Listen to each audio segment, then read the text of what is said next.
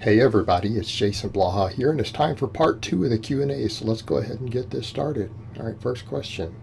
Would you consider reverse grip bench press for high rep work on your supplemental work for triceps? I know your stance in it regarding how dangerous it is, but I don't think it is really that dangerous if done in the 10 to 15 rep range. Thank you so much from the Philippines. My only objection to the danger is that most people don't use safeties. Right, people don't use safeties. People do stupid stuff like false grips, things like that. That's the issue we have with it. Okay, if you have safety arms, safety straps, anything else, I don't think that the reverse grip bench press is dangerous. Okay, I don't think that it is. Again, as long as you don't drop it on your face and you have the safety set correctly. So I don't have a safety issue there, but keeping in mind the way a lot of people bench. Look how a lot of guys bench in general. They go to a bench with no safeties. They trust a spotter. They set themselves like 15 feet away from the J-hooks. Like I'll give you the perfect example. If your neck can be reached by the barbell, you don't know how to bench press. Okay? If you were to just drop a barbell right out of the J-hooks and let it roll down, if the bar reaches your neck before it reaches the uprights, you don't know how to set up a bench press. Okay, that's a very simple test right there. I can tell you, you do not know what in the hell you are doing. You need to learn how to bench. I have videos on this. So there's part of your problem. So I don't want to prescribe an exercise to where when people can't even set up on a normal bench correctly, they risk dropping the bar on their neck. Now, if that risk is removed, I think it's a perfectly safe exercise. I think it's a great exercise. Again, particularly if you want a bench press variation that hammers the triceps differently, hammers them hard, the reverse grip bench is great. Using it as a supplemental lift in that rep range, you bet. It's something I would even consider doing personally at different points in my own training. Like I would actually consider working it back in as a max, right? I don't object to, in a safe environment, using safeties and everything. I don't object to this exercise as a max effort lift either, if done safely. And I happen to like the reverse grip bench. I haven't done it in many, many years. But I'm actually a fan of the movement itself. It's just the issue of me having a larger audience. There's the risk issue. One reason I haven't used it really on camera, I don't demonstrate it. It's definitely a risk there. But I consider going back and messing with it. And if I end up being stronger at it, because I used to be really strong on the reverse grip. If I'm strong at it, I'd even consider using it in comp, if the federation allows it. Okay, I'm a fan of the lift. And yeah, it absolutely works as a tricep exercise. Again, done for higher reps. Right? You don't want to be maxing on it all the time. Just like we don't want to max on any other variation. And it might be really difficult to do with chains and stuff. That could be possibly problematic, but maybe not. So I have no issue with what you're saying here, as long as you're set up in such a way as to where the bar cannot fall and hit you in the neck or the face. Okay? As long as it's physically impossible to do that, I have no issue here. All right, next question. Is the overhead press mandatory for developing big shoulders? Let's say if I do enough weighted dips, floor press, rows, and face pulls, isn't that enough for developing the entire shoulder? No and no. Next question. Just kidding. Okay. The answer to the first question, no. It's not mandatory for developing big shoulders. There is no exercise that's mandatory for developing big shoulders. In fact, some people struggle to build really big delts with overhead pressing. Other guys get amazing results doing it. Okay? Doesn't even always work for everyone. Number 2, the answer is still no. Weighted dips, floor press, those are not going to big build delts. The actual work done in your side or rear delts on those two is almost non-existent. There's an irradiant effect. They're not going to stimulate it on their own. I've never found face pulls, in spite of all of the research, okay, the large amount of research, suggesting EMG research that the side delts get an enormous activation from face pulls. I have never, ever, ever seen any side delt growth at all from phases, even long periods of time where I did face pulls religiously, even with bands. So probably not. Are you going to be able to build reasonable shoulders with these things that the average person thinks is big? Yes. Are you going to meet any sort of physique standard that the internet has? No, absolutely not.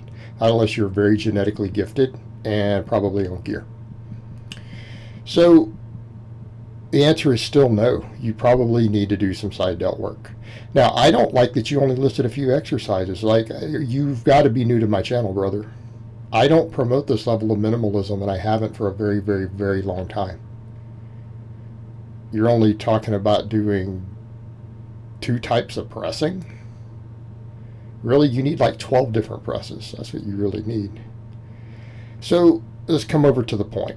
You need to be doing a wide variety of exercises. You need to stop with this, oh, if I just do these, stop it. This is why you're not getting the results you want. So,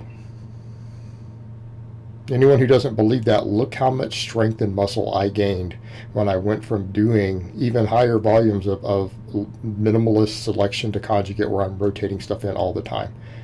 The gains in strength have been enormous, which means I've also gained a lot of muscle. Okay? So let's come over to that. If you want big delts, you need to train your delts. Let's not mince words. If you want big triceps, do you just bench press and do dips? No, you probably need to do a bunch of tricep work too. Okay? It's not that difficult. Can these things help? Can everything you listed help? But you know what? If you want really big delts, you're going to have to pay attention to the side delt. Okay? I don't care whether that's a wide grip standing press. That might help. Whether it's snatch grip high pulls, wide grip upright rows, lateral raises of different types, you're going to have to do something or multiple things to bring that up. Okay? That area tends to lag, particularly for drug-free guys or even guys on modest amounts of gear who don't train it. Like even guys who are on stuff, if they don't train that muscle, again, if they're not genetically gifted, that alone still won't grow it. Right? If you really are concerned with getting a muscle big, you need to train it. You need to even come in and consider some single joint movements. All right? I do single joint movements for my delts and my triceps and my biceps and my hamstrings, right? Because I need them. Stop limiting yourself like this. Can I get away with? Yeah, if you want minimal results. All right, next question and last question of the week.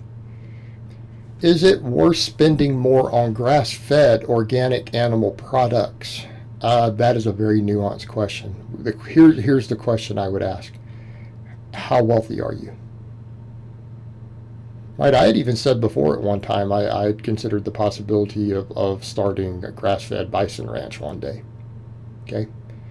That doesn't mean I'd be selling to the average person. Let's be honest here. Working class people are not going to be able to afford something like that as a staple food. Okay, so the question becomes, what is your disposable income?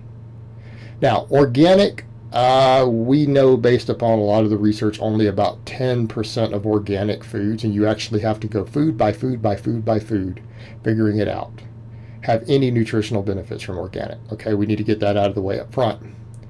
It's not as big of a deal as you would think it is. And in some cases, the organic is actually inferior. In just as many cases, it's inferior as it is superior. So you need to research the individual foods. Don't ask a YouTuber. You need to go look at databases and research. Grass-fed, a little more straightforward. Okay, grass-fed meat. Keeping in mind, if you mean fully grass-fed or do you mean normal feedlot fed out but grew on grass? Okay. Or beef, like in America. If you're buying American beef, that is grass-fed. It's finished out in a feedlot for 6 weeks on grains. It's not raised on grains. That cow is generally grass-fed the majority of its life, and then they fattened it up a little bit on grains. Arguably, the grass-fed, fully grass-fed, is probably going to be a little leaner. Okay, it will oftentimes have a slightly better omega-3 and slightly less saturated fat per gram of fat. Does that matter? Yes, potentially. Hey, is it going to matter to a person who is straining their budget in any way to afford it? Okay. And in other words, can you afford the extra $200 a month for that minor difference in the fat content? Like, is $200 every month something that you can just throw away, like you don't even care? Then it might be worthwhile for you, right? From a minor potential health benefit perspective, it might be. Like if you have that sort of disposable income, which is the market of these products, and they cost more because it costs more to produce. In other words, meat's cheaper when you make the animal fat in a feedlot for less money. It just simply costs more to produce a fully grass-fed animal per pound because he's going to weigh less and the same amount of time involved with it and energy and resources. So it's going to cost more. It costs more to produce. It's more effort. Is it worth it? It depends on your budget and how much you consider that to be a big deal. It might be a big deal to you. You know, if you make $500,000 a year, you make $200,000, $300,000, $500,000 a year, and you want to live on grass-fed beef for your meat, I think that's perfectly fine. If you're a working class parent, this is probably not a reasonable option. The health benefits are going to be very, very minor. And the money difference offset for you could actually cause enough extra stress in your life to more than offset any of the health benefits to the point where it's actually a negative. So that's the question itself is very nuanced.